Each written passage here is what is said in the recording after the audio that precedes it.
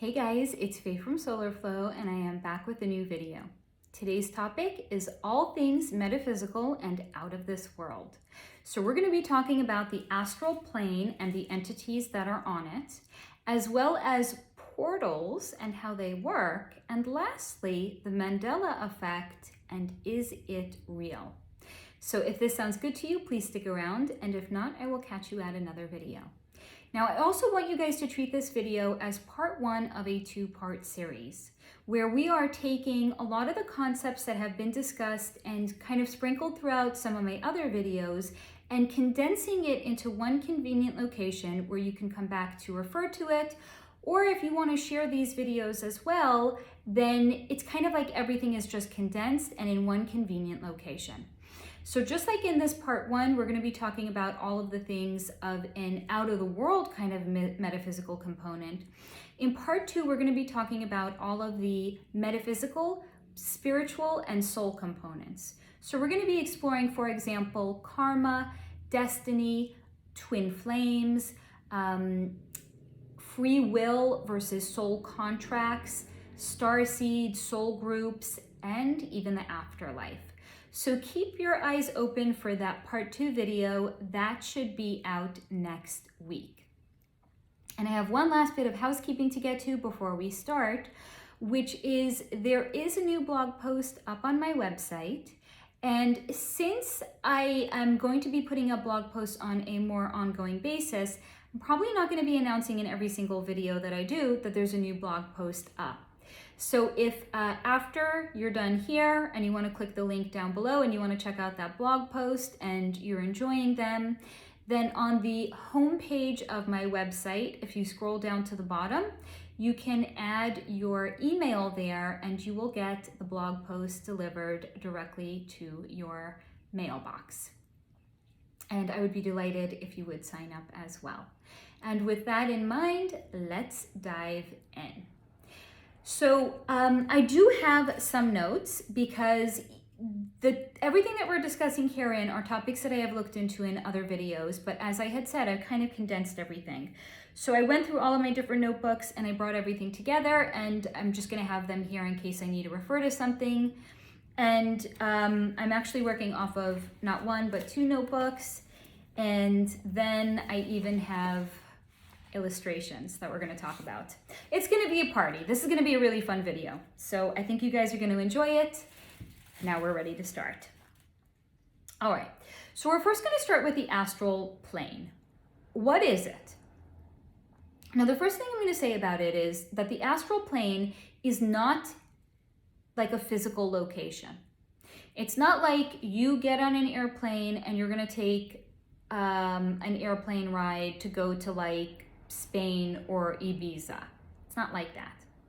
But even though it's not a physical location, it still exists and it's an energetic location. Now, you might be wondering, if it's not a physical location, how does it work to even have like an energetic location? And this is the way that I'm going to describe it to you. Just like, for example, our soul is not something physical. It's not something you can see, touch, taste, smell. It's nothing you can kind of like interact with your physical senses. Even though it's not a physical entity, it still is housed in something physical, our bodies. So just like our soul, which is not physical, but is housed in something physical, it's kind of the same thing with the astral realm, which is, even though it's not a physical location, it resides someplace physically. And where does it physically reside? The outermost part of the atmosphere around Earth. And the way that it was shown to me is, think of kind of like, imagine if you're in a doctor's office. Even better than a doctor's office would be if you are in like urgent care or you're in a hospital emergency room. So the people that are going to be in an urgent care or in an emergency room, you're not seeing them when they're at their best. right? It's like you're seeing people who might have like a broken arm, or maybe they've been like in a gang fight and they've been stabbed. I'm going to be really dramatic here. Maybe they have like a flesh-eating bacteria virus on their face. Maybe they have a really, really bad like cold and cough and flu, and they're coughing and they're sneezing and there's just like mucus everywhere. You're not seeing people at their best. You're seeing them really when they need help.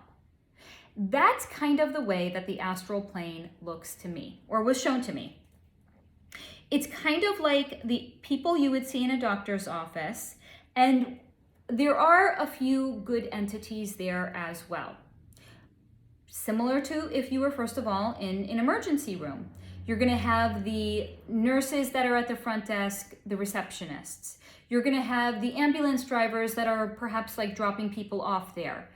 Then when you get in to see a nurse in the triage room, the nurse is going to be kind of like asking you like, what's going on? What, I see that you've been stabbed. What happened? How long ago was it? Maybe they're going to be inspecting it. If you're sick, they're going to want to hear what your symptoms are.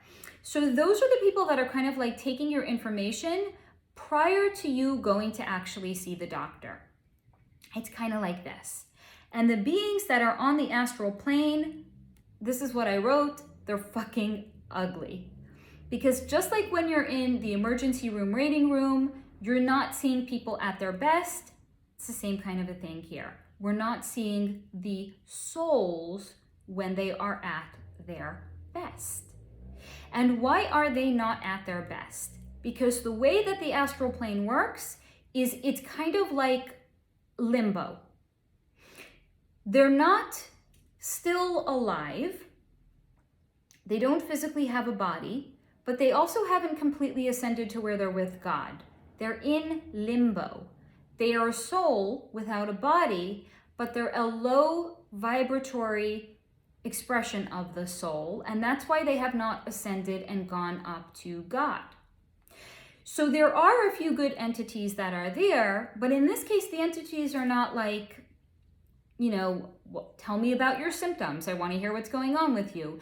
They're more of an encouragement for these souls in encouraging them that they can ascend, that they can go up to God. But it's a choice that they have to make. They're just not making the choice. So these souls that are on the astral realm are making the choice to remain there. So the good entities that are there are more there to provide comfort and to encourage those that they can in fact ascend if they choose to. However, they are making the choice to remain there, and they prefer to live there. This is the way I wrote it. It's kind of funny. They prefer to live there like bed bugs, living off the discarded energy and scraps of others, because their own internal energy and vibration is so low that they simply cannot imagine any other way. So let's dive into this. So what are they first and foremost living off of? So they're living off of something called loosh. And loosh is something that we, people down on Earth, are creating. And how are we creating it? And what is it that they want to even live off of it? So loosh is any kind of an emotion that is a heavier, denser emotion. So the number one creator of loosh is fear. What else creates loosh? Jealousy, anger, hatred, frustration, malice. Really, it's anything that's of a dark vibratory component. And each individual person does create loosh, which on an energetic level travels up to the astral realm where these entities are consuming it. It's their source of sustenance. How are they living off of it? Because they're still a dark, low vibration. So there's still an energetic match for it. Here, I'm going to do the demonstration with the crystals again. So I hope you guys are not tired of it yet. It's just like a really, really good demonstration. So, if it ain't broke, don't fix it. I also hope you're not tired of it, because it's here to stay apparently. All right, so pretend my two crystals here are magnets. I can't even pretend to say that I understand the way that this works. I really, really don't. I just kind of like remember this from my childhood. Probably you do too. But if the magnets are turned to the same polarity, then what happens is when you bring them towards one another, they attract and they connect. But if you take one of the magnets and you turn it around, then what happens is they repel each other. So as this one comes in, this one gets repelled and it goes away. Comes in, repelled, goes away. But if you turn it around, you bring them close to each other, they attract and they connect. So that is the same way that things of a vibrational level work. Like attracts like. So if look around at the kind of like experiences that somebody is having, because that's going to show you what they're a vibrational match for. What are the experiences that they're attracting into them, and what experiences are they themselves also attracted to? Like attracts like. You want to know what somebody's internal vibration is, look at the world around them. That tells you all you need to know. It is the same thing with the entities on the astral realm. They are still of a darker, lower vibrational level, and therefore, what is their sustenance? It's not like high vibes only, right? It's not that. It's going to be the dark stuff. It's going to be the fear, the hatred, the malice, the jealousy. It's not going to be the love. Because if it was the love, they would already be with God when there is nothing else but love. So they're hanging out in the astral plane because they haven't ascended in their own energy, or they haven't made the choice to go to God. They're hanging out. Now, here's another way that the loosh actually works. Sure, each of us individually are releasing it, it's going up, and they're consuming it. So imagine, if you will, there's a dog. There's a stray dog. The dog has been adopted. It now has one master or one owner, and it has a warm bed that it can sleep in every single night, and it gets scrapped from the dinner table and an owner that loves it. It's living the good doggy life. But let's say there's dogs that they don't want that good doggy life. Maybe they have doggy self-worth issues. They don't think that they're deserving of it. So they don't want to get captured. They don't want to go to the pound. They don't want to get adopted. So where do they hang out? They're hanging out in an alleyway behind a catering company. And let's say at the end of the night, everyone's gone home, and who's left? It's just the kitchen staff. They're cleaning up. So they're kind of taking for themselves all of the leftovers that they themselves want. And one guy's taking out the garbage, and he sees there's like a bunch of dogs hanging out in the alleyway. And he goes back inside, he's looking at all the food. He's like, there's a lot of food here that's just going to end up going to waste. Let's put it out in the alleyway and let's feed all of those stray dogs. So now those dogs are not getting scraps from one dinner table, they're getting a feast. But it's the leftover feasted food. So it's, let's say somebody took a bite of a piece of mutton, and then they're like, I don't like this mutton. They put it back down on the plate. That's what they're getting. They're getting the scraps. They're getting the leftovers. They're not getting the high quality fresh food, the leftovers. But instead of getting the leftovers from one person, they're getting a lot of leftovers. So similarly to that, what is considered to be a feast of the entities on the astral plane, it's when there's anything really, really big and notable that has happened either in your lifetime or that you've read about in history books that have affected humanity on a mass scale. Because that's not the loosh of one person, that's the loosh of millions of people.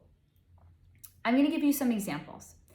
Some notable examples, but literally you can open up a history book, anything that is notable throughout history, that's created a lot of loosh for those entities, right? That's the leftovers in the back of the catering hall. So A few. September 11th.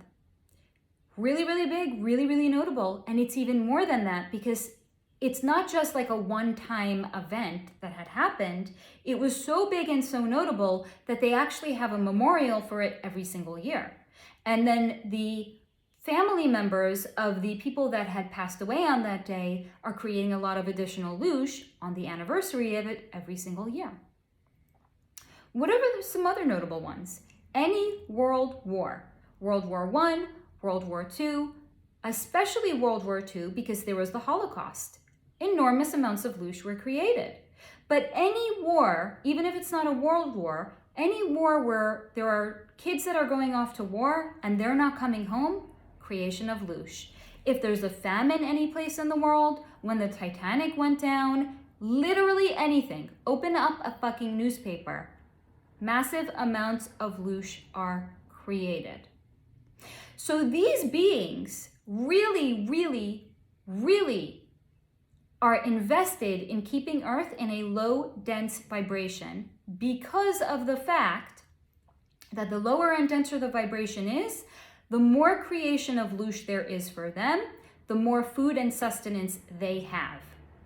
Now, it's not to say that they're just kind of like these hapless souls hanging out, waiting for really bad shit to go on, and then they feast. It's not feast and famine. They can actually create opportunities for themselves in which they can create additional loosh. And how do they do that?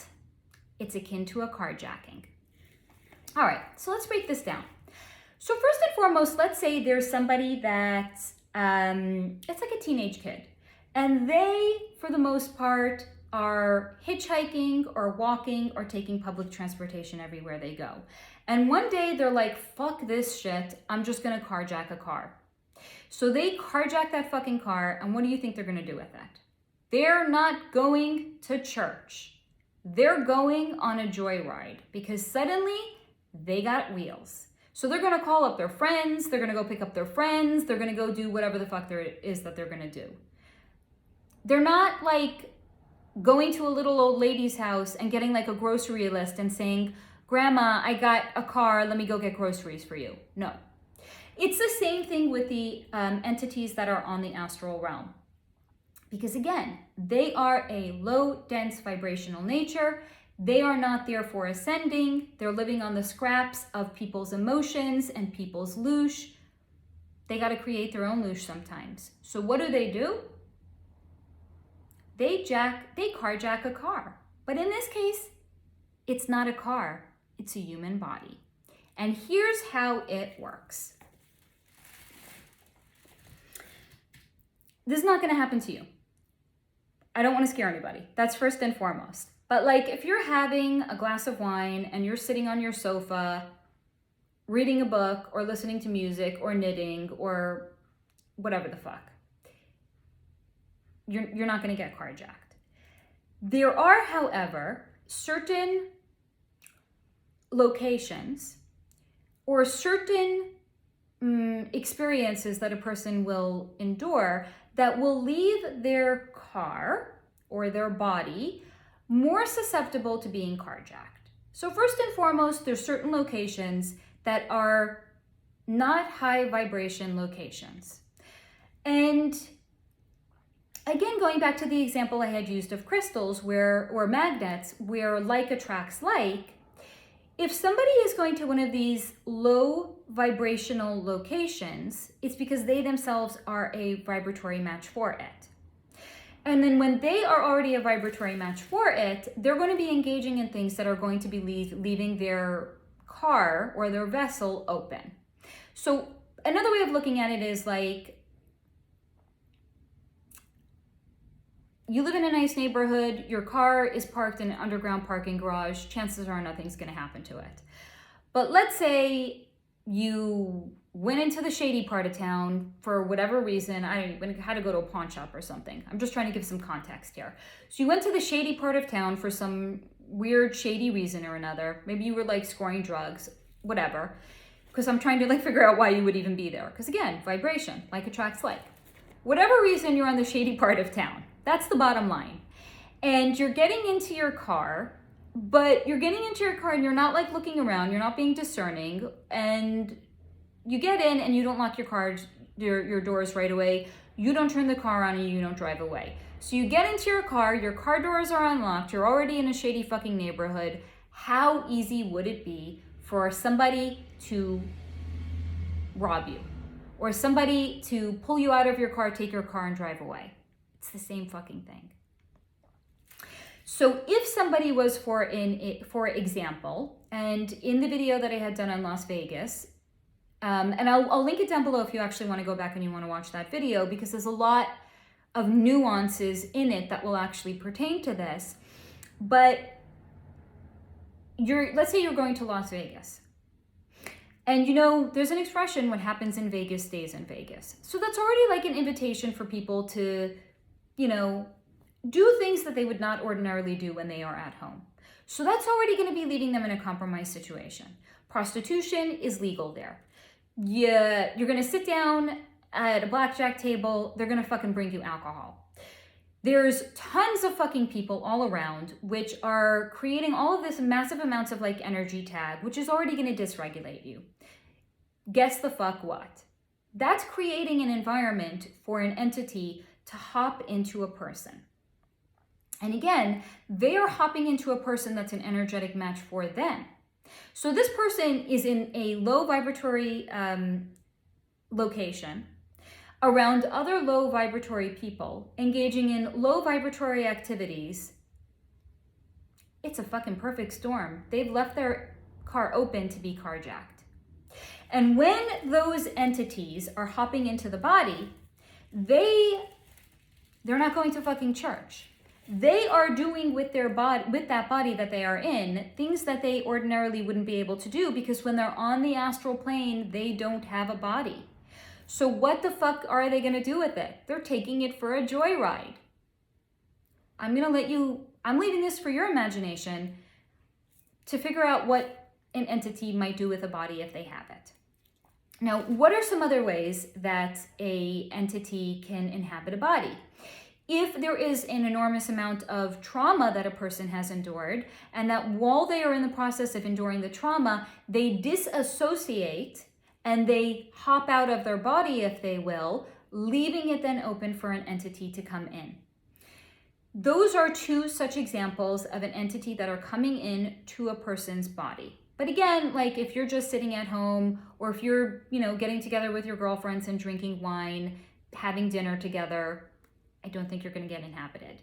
It's when you're in a specific low vibratory location around other low vibratory entities or people that you are leaving yourself most prone to it.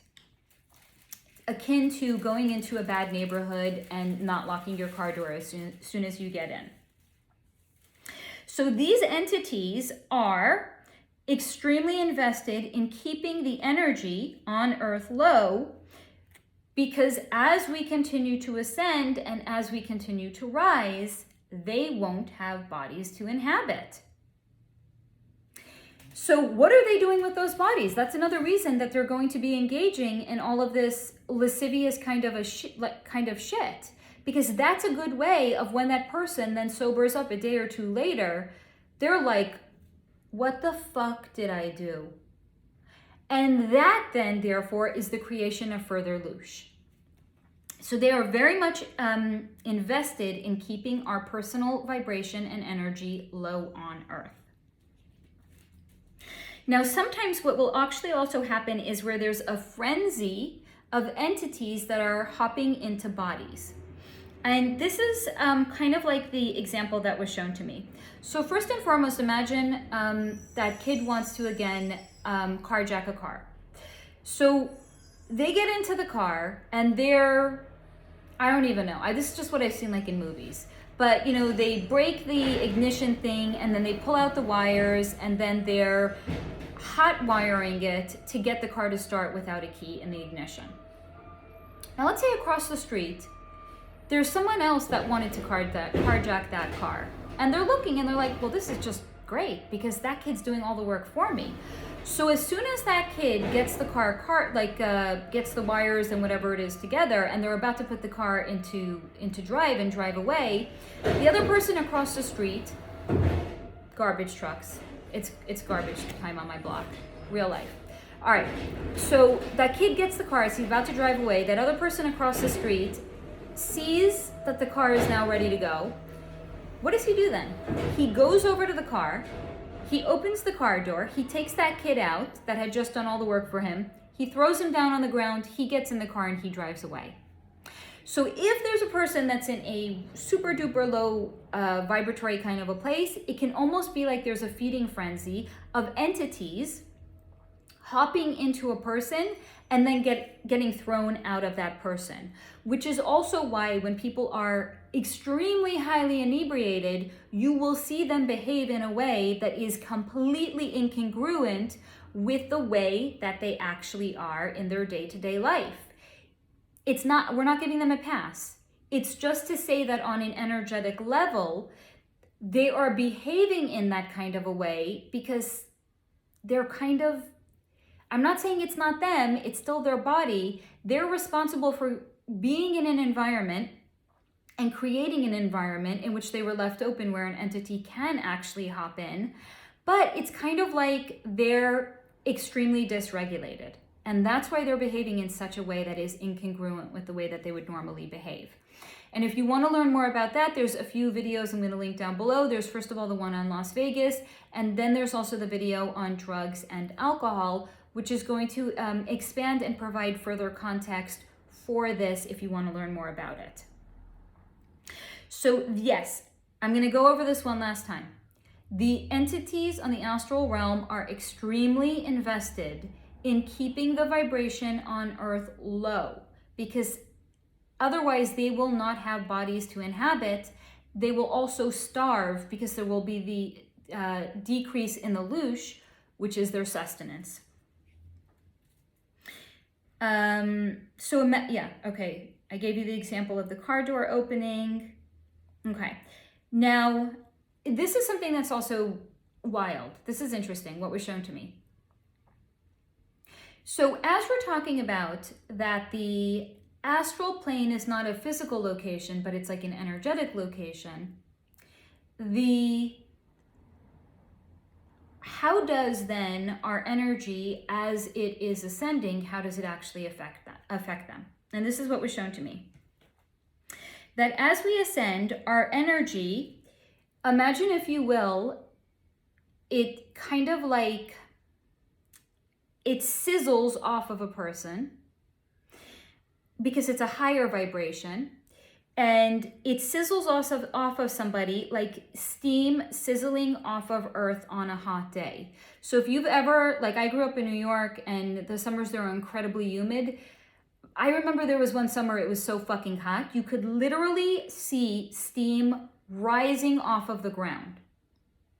This is exactly the same way our energy, as we are vibrationally ascending, the way that it actually operates.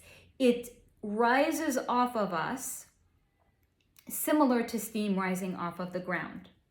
And that then is going to rise up into the astral plane. And when it makes contact with one of these entities, it sizzles their skin. Now, their skin, again, not being physical skin, is more, think of it like an energetic coating, that they have an energetic coating like around their soul. And as soon as the high vibration energy, which rises off of us, makes contact with them, it sizzles their energetic coating, and they cannot stand the way that it feels, and they squeal. So essentially, our ascended energy is causing them to burn up and dissipate, which is another reason that they do not want us to ascend, and that when they get into our bodies, they're causing all of this devastation, chaos, and destruction. It physically hurts them to be touched by a high vibration. This is giving you further context why they are making the choice to remain there. They want to feed off of like dogs in an alleyway feeding off of scraps of food. They want to feed off of low, dense vibrations because that's what they're an energetic match for. They have the experience of having their energetic coding touched by positive, high vibe energy, touch them, and it hurts them and it singes them. And then they're like, well, what the fuck? I can't go to God because if this hurts, imagine how much worse that's gonna hurt. It doesn't work that way. They don't know that. Again, they're making a choice to remain there and eat the scraps versus being adopted and having a loving home to live in. Now, in addition to it burning them, as we ascend, now this is interesting. This doesn't necessarily have to do with these entities exactly. But as we ascend and more of our energy rises up, it's held in energetic escrow for us until we've all fully elevated. And if not, those of us with denser, darker energies would no longer be a vibrational match for being here. So we are currently in a bit of a energetic balancing act, if you will. Because as I've discussed in other videos, we are now, Earth and her inhabitants are ascending in tandem with one another. And the reason that we're ascending in tandem with one another is because if not for that, and we were ascending but Earth was not ascending, then we would not be a vibrational match for Earth any longer, and we would fail to exist here. And if Earth was ascending higher than we were ascending, we would still not be a vibrational match for one another. And then there would probably be some huge, like catastrophic event that would like wipe all of humanity out, because we would not be a vibrational match. Again, like attracts like. So therefore, we cannot all ascend, not all. We can't have, let's say, 25 or 50 or 70% of the population ascending to our full capacity if, for example, Earth was not ascending at that same rate, and also then the other percentage of the population that was not at full vibrational capacity would not be an energetic match for us. So as we are starting to ascend, our higher vibration is held in an energetic escrow, if you will, for us, waiting for, not us, because we have already ascended, but it's waiting for everybody else to ascend so that we all ascend together. This is another reason there's that expression, where we go one, we go all. Otherwise, we're not a vibrational match. We all have to ascend or none of us can ascend. So those of us that have ascended, there is a portion of our energetic ascension that is being held in an energetic escrow for us, waiting for everybody else to ascend with us. And if you want to know more about that, there's a video I will also link below on Ascension and the New Earth, which will fill you in on some more components that will be informative. So yes, we're in a bit of a balancing act here, as we must all ascend together and we must all ascend in tandem with Earth. And as more and more of us, continue to energetically ascend, we are also therefore then creating more positive energies in the astral realm, as the darker energies will get burned away, because they will not be a vibrational match for the positive vibrations that are going to be rising up there. Now, this is also why it can sometimes feel like we are living in two realities simultaneously, as part of our energy has already risen to the new positive astral realm. So sometimes we can feel like we're super, super great and we're flying high. And then sometimes it can also feel like, what the actual fuck? Like you could go from feeling like you're having the best day ever, like you got a promotion at work, you were at a coffee shop and you found like $300 in cash, like on the floor. you got asked out on a date, you're having like a really, really good like hair day, like everything is happening great all at once.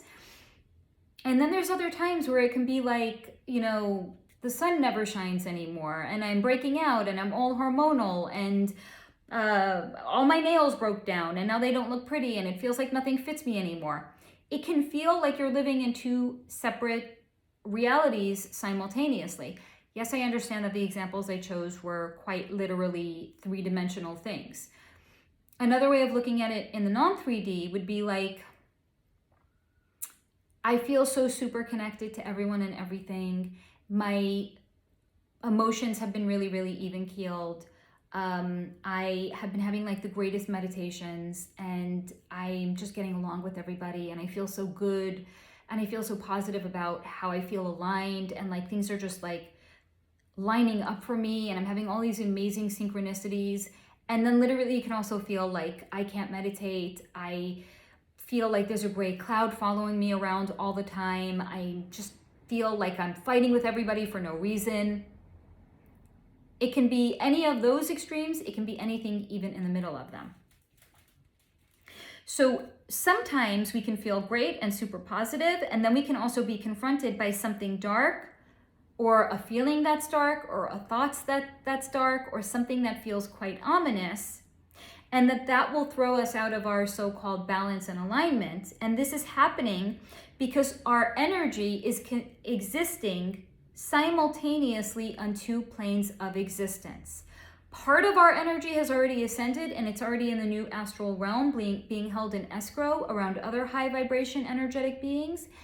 And then there's also part of ourselves, the three-dimensional parts of ourselves that are still down here on Earth. And that's why we're going to still bump into, other beings that are not quite there yet. And we're going to still have a lot of these very, very heavy, dense three-dimensional experiences.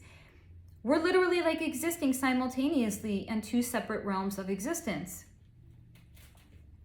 But I was also shown that the more we rise and ascend, the less we will be triggered by the world's chaos, as we will then be less and less a vibrational match for it.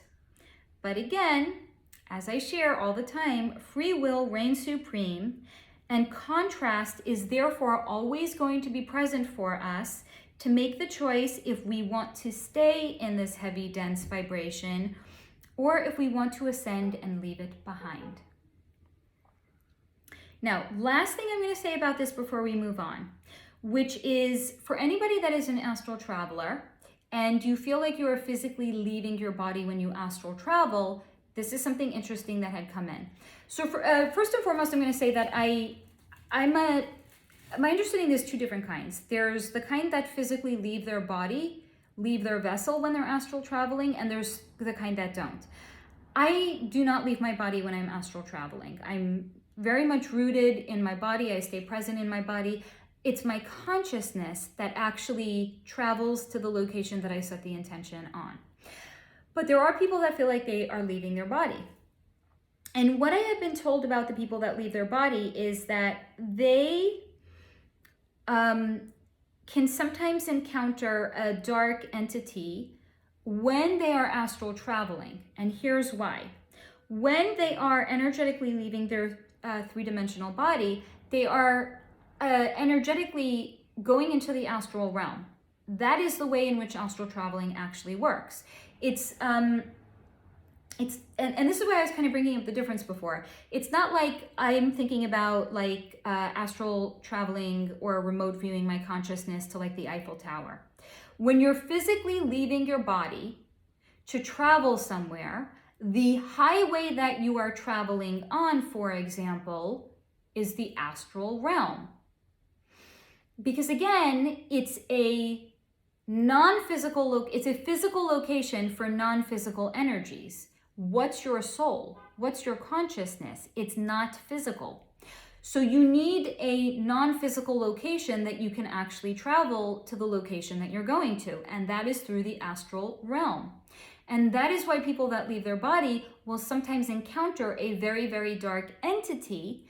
It's because you are traveling, the highway that you are traveling on is the highway that those entities travel on. Because what's the highway? It's the astral realm. So that is what was shown to me, that astral travelers that leave their body to get around will sometimes be confronted by these darker entities. And let me see if there's anything I can share on how you can protect yourself with that. Before you get ready to astral travel out of your body, imagine, if you will, that you're coating your energetic vessel in pure white light. Because remember before what we had said, that as our energy ascends off of us and it goes up into the astral plane, it's going to singe them and it hurts them, because when the positive energy touches their energetic coating, it doesn't feel good. So if you are protecting yourself in God's pure white energy, they're going to avoid you because they already have had the experience of being singed and they won't like it. So it's not to say that you're not going to encounter them. You probably still will. It's just to say that you can protect your energy from them. So I hope that answers your question, if you have one, about if you're an astral traveler that leaves your body, how you can best be protected when you do so. Okay, now hold on. Before I put this away, do I actually need this for the next segments? No. So next we're going to be talking about the portals and energetic convergence points, and then we're going to finish up by looking into the so-called, Mandela Effect. And this is where I actually have an illustration for you guys. And this is the way that what I call them an energetic convergence point. And I'll explain to you a little bit more of what that is. But the way that an energetic convergence point was actually shown to me was, it looks like a stop sign, or a stop sign in the United States. I don't know if you have stop signs in other countries, but it's whatever shape this is, a hexagon? I don't know. I think it's a hexagon. Is it 8 sides here? Yeah, okay. So this is a hexagon. And the way that a energetic convergence point operates, or the way that it looks, is like this. And I will explain. Imagine, if you will, that each of these lines are a door. And you can open the door, just like you can open your front door, and you're passing through a public space and you're going into your home, which is a private space.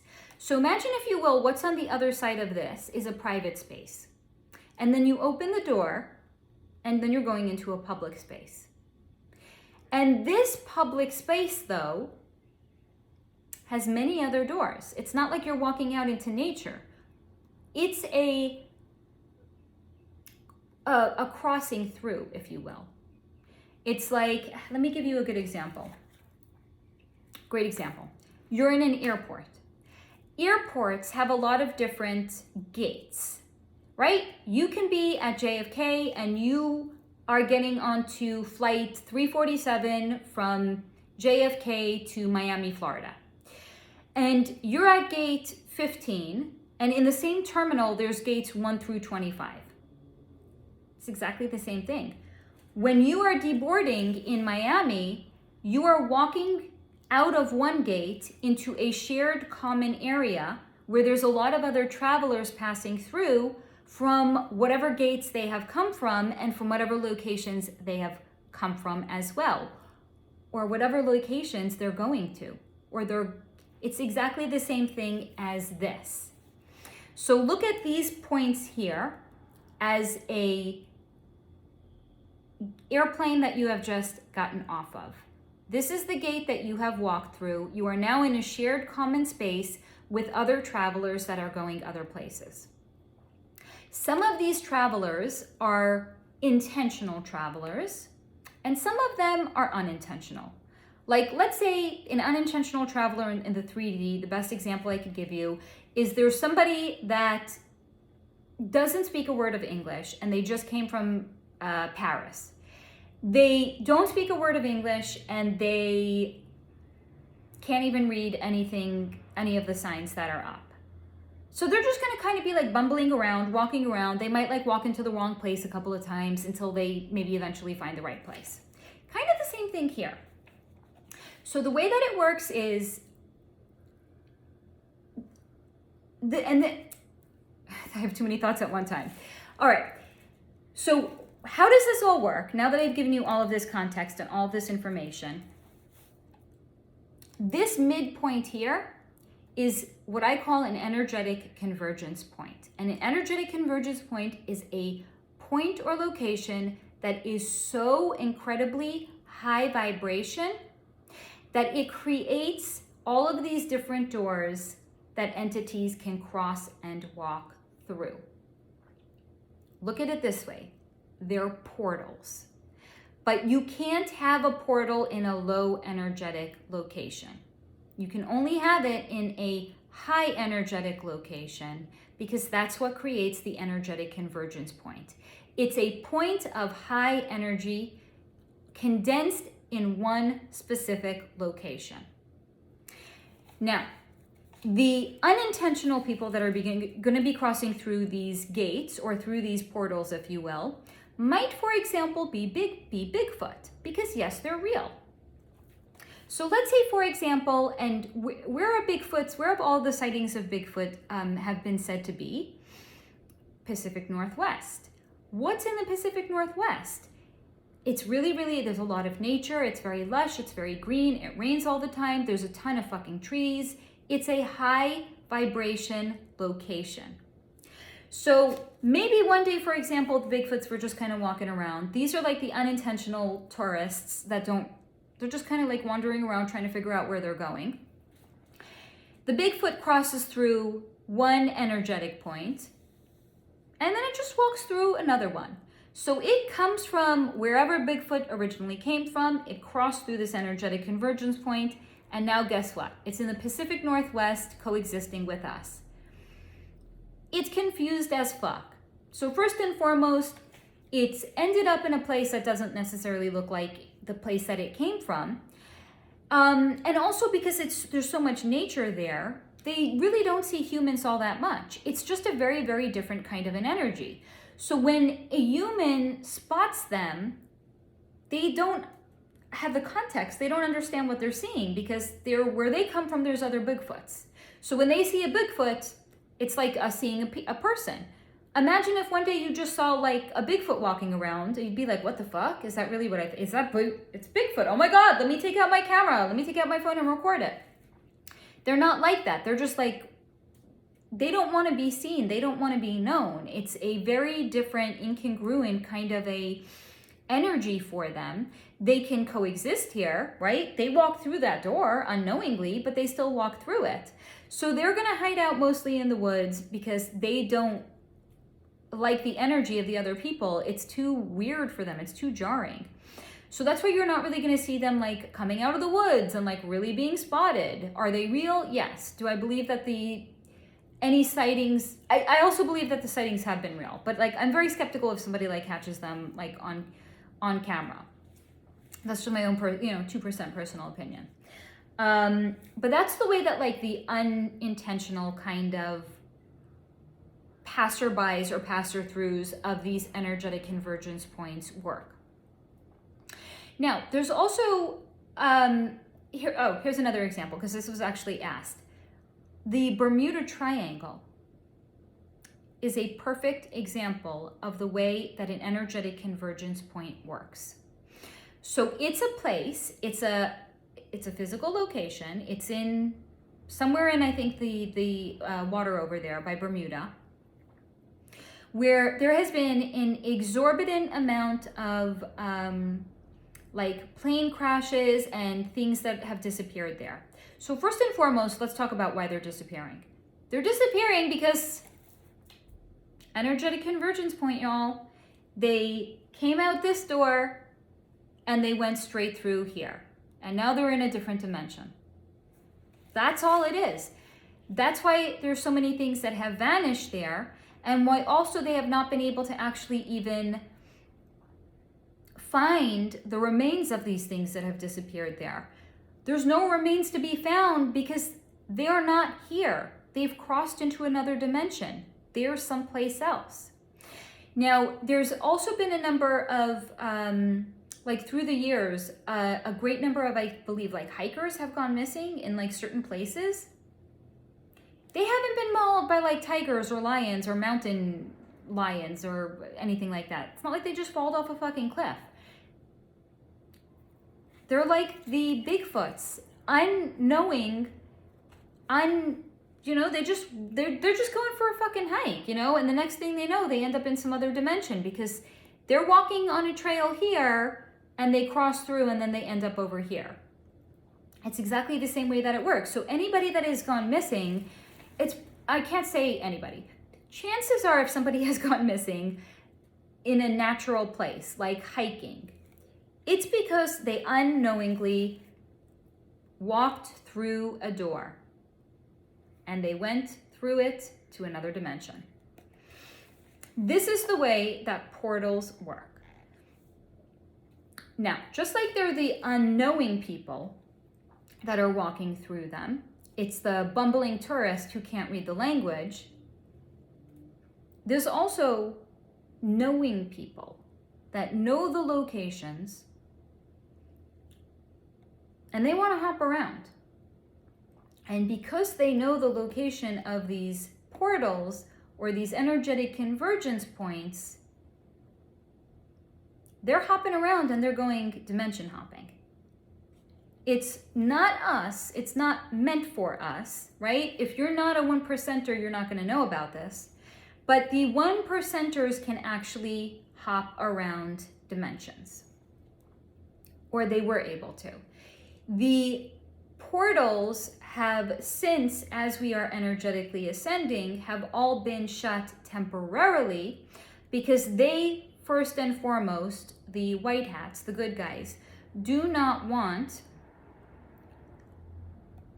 the black hats to hop off of this or hop out of this dimension into another one and escape and then come back at a later time and try to put us back into servitude. So all of these points have been sealed for two purposes. One, the dark black hats can't hop out of here and they can't evade responsibility for what they have done, but also because they don't want darker energies hopping through here as well. So they have temporarily been sealed. No one can get off, no one can get out of this dimension. No one could get into this dimension temporarily. Okay? So that is portals and high energetic convergence points.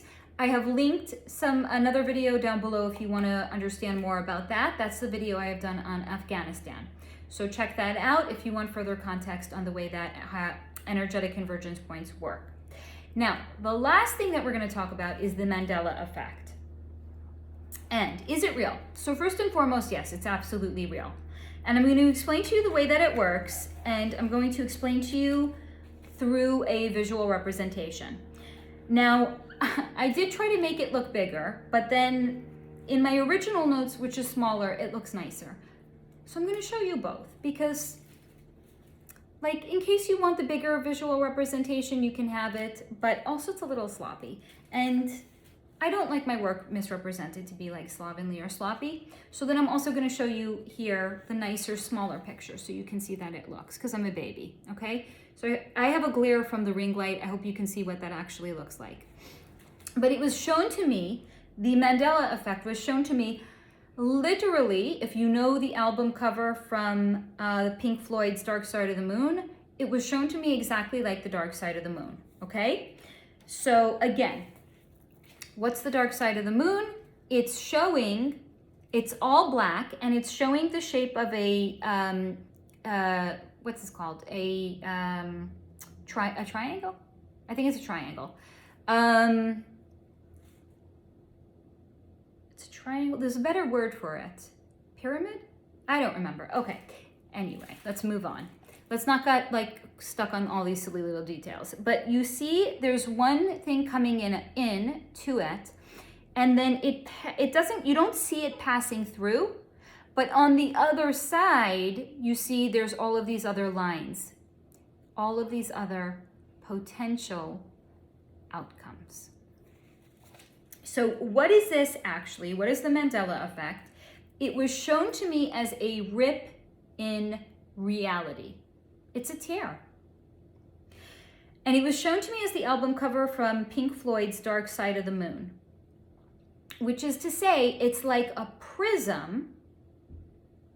And depending on the angle that you turn the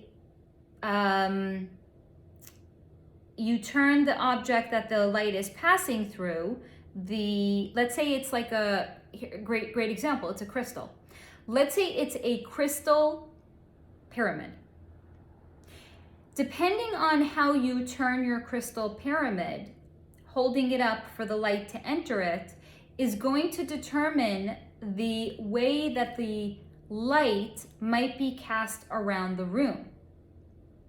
It's the exact same thing here. Depending on the angle that you turn it, you can see into different realities. Now,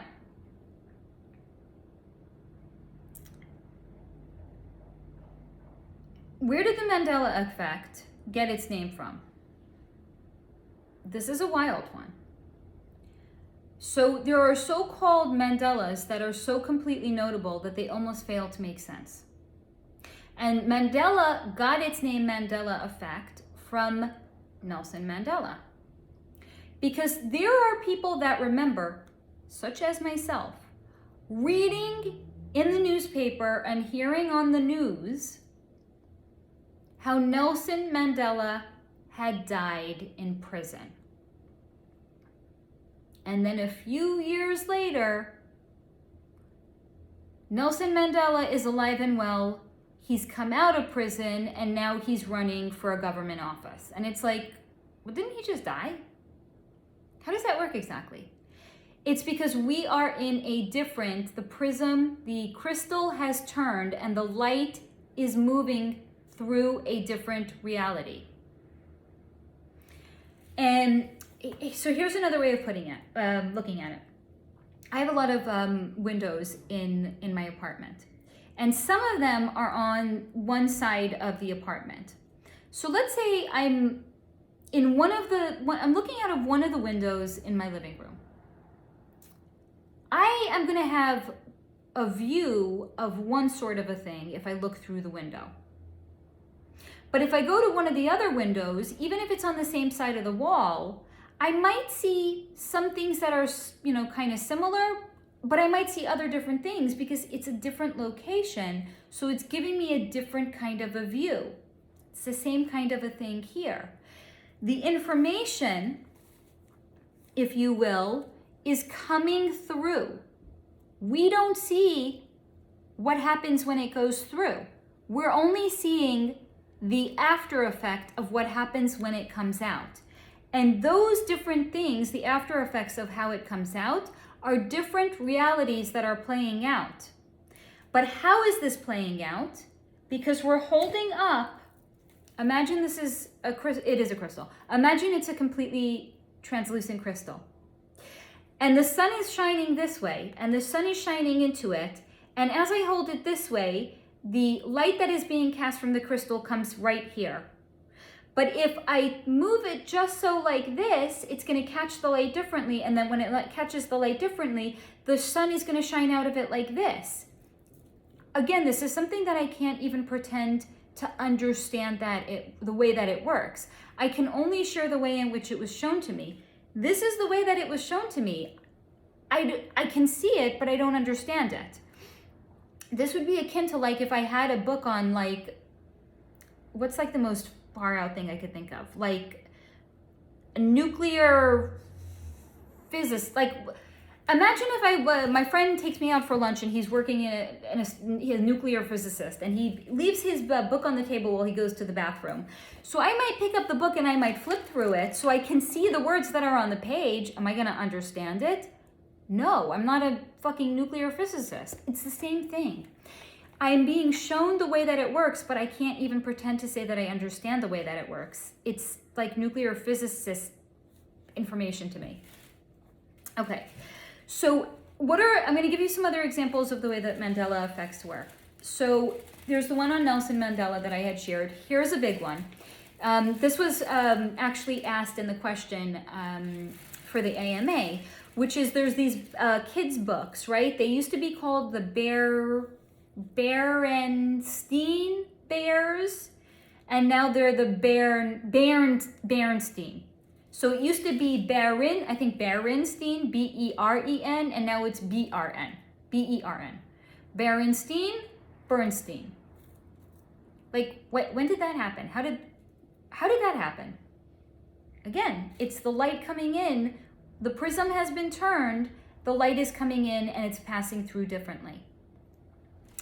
Now, another crazy notable one is, if anybody remembers the movie Risky Business, this is absolutely wild. If you want to fall down this rabbit hole, this is wild. You can, there's a lot of like videos on this where people are covering it. So the way that people remember the movie Risky Business is Tom Cruise slides into the frame. What's your memory? Was he wearing sunglasses or no sunglasses? Because the way I remember it, he was wearing sunglasses. The way it is shown now is he slides into the frame and he's not wearing sunglasses. But here's the weird thing. Every time this has been spoofed, so it was spoofed cartoons, in popular culture, any single place that has ever been spoofed shows Tom Cruise sliding into the frame, wearing sunglasses, and then pushing the sunglasses down on his face. And the shirt color is different too. So how is it possible then now that every time we see him sliding into the frame in the movie, he's not wearing sunglasses? Where did all of the references in popular culture and in all of the places that it's been like spoken about or connected to in some way shows him with the sunglasses? It's a Mandela effect.